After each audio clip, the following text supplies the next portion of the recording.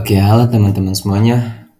Kembali lagi bersama saya Farhan dan kali ini kita akan membahas mengenai video atau tutorial membuat kurva DSC setelah sebelumnya kita membahas mengenai kurva TGA, termogravimetri analisis, dan juga kurva DTA, differential thermoanalysis. Dan kali ini kita akan membahas sekali lagi mengenai DSC, differential scanning colorimetry, yang kita ketahui bahwasanya kalorimeter ini untuk mengukur panas masuk ataupun keluar dari suatu sampel, yaitu DSC ini mengukur suhu dan juga aliran panas yang terkait dengan transisi bahan sebagai fungsi suhu dan juga waktu dalam atmosfer yang memang terkendali, sehingga data yang kita dapatkan pada awalnya yaitu diantaranya ada waktu, ada temperatur, dan juga ada heat flow.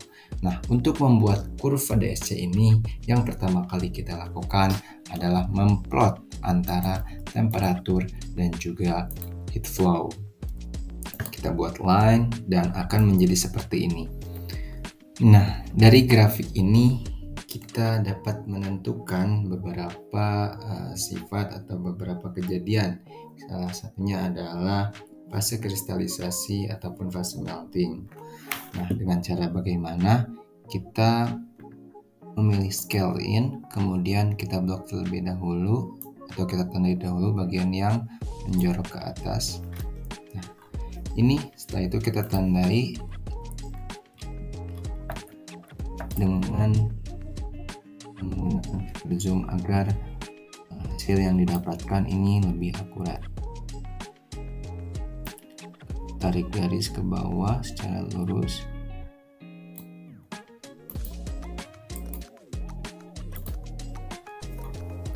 Nah, ini sudah tertandai, kemudian kita screen reader di bagian sini teman-teman untuk melihat berapa yang pas untuk lebih di 97,86. Kita tulis dulu 97,86. Nah, jangan lupa untuk mengganti yaitu fase kristalisasi, di mana di sini terjadi reaksi endoterm, reaksi eksoterm, di mana reaksi eksoterm ini mengeluarkan panas sehingga panas yang dihasilkan itu lebih rendah gitu teman-teman. Kemudian setelah kita bisa menentukan fase kristalisasinya, kita pula dapat menentukan yaitu fase meltingnya dengan cara yang tadi kita blok lagi, kita plot lagi, dan kita tandainya scale in-nya adalah di bagian bawah ini, khususnya di bagian sini. Kita tunggu. Nah, sama seperti fase kristalisasi sebelumnya, di mana fase melting ini setelah kita melakukan scale in, kemudian kita menandai secara garis lurusnya untuk menentukan di mana titik meltingnya atau terjadinya reaksi endotherm menyerap panas. Setelah itu kita tentukan di temperatur berapa dia mengalami endotherm. Kita bisa baca dengan screen reader dan dahulu, kemudian di screen reader di sebelah sini. Nah, kurang lebih ada di 139,56.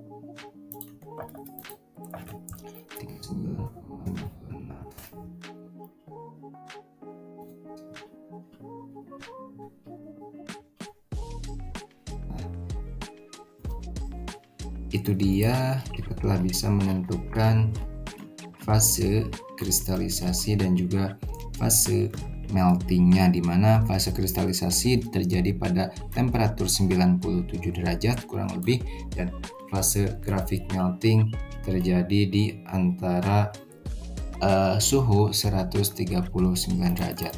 Ini kita jangan lupa diganti temperatur, dan juga ini heat flow.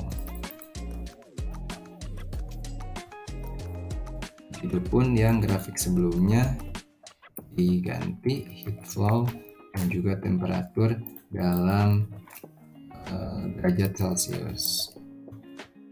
Mungkin itu grafik atau beberapa kejadian yang bisa kita tandai di grafik differential scanning colorimetry, yaitu grafik fase kristalisasi pada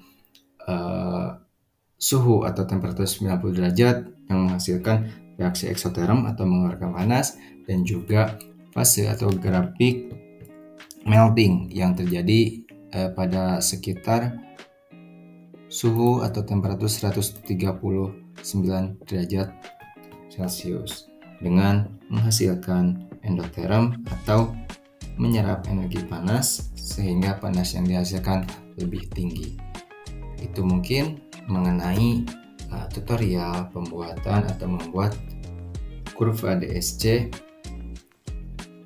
dalam analisis thermal ini. Sekian, terima kasih. Mohon maaf apabila ada kesalahan.